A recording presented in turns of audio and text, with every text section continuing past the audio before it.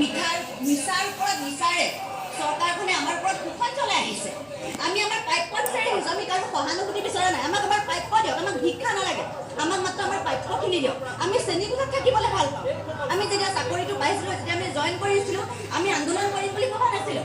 আমি চৰকাৰী স্কুলক এটা নতুন ৰাস্তাৰে লৈ যাব বিচাৰিছিলোঁ, এটা নতুন গতি দিব বিচাৰিছিলোঁ। সেইমতে আমি নিজৰ গৃহ জিলাৰ পৰা বহুত দূৰত গৈ চাকৰি আমি তাতে চাকৰি কৰি আছোঁ। আমি কোনো ধৰণৰ প্ৰতিবাদ কৰা নাই, কিন্তু আমাক ন্যায়ৰ পৰা, আমাক প্ৰাপ্যৰ পৰা সদায় বঞ্চিত কৰি আহিছে।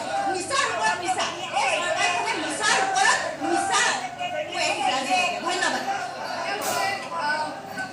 যি কথা কৈছে, যি কথা ব্যক্ত কৰিছে যে শ্ৰেণীকোঠাত ছাত্ৰ ছাত্ৰীসকলক দি দেখাব লাগে, আচলতে এই যি প্ৰফেশ্যন বা এই যি কৰ্ম আচলতে যি আটাইতকৈ আচলতে পবিত্ৰ এটা দায়িত্ব দিব লাগিব। শিক্ষকৰ যি দায়িত্ব, গুৰু দায়িত্ব থাকে, গতিকে সেই তেওঁলোকে আচলতে শিক্ষকতা কৰিম বুলি ওলাই আহিছিল, কিন্তু আজি বাধ্যত পৰি আচলতে এখন শিক্ষক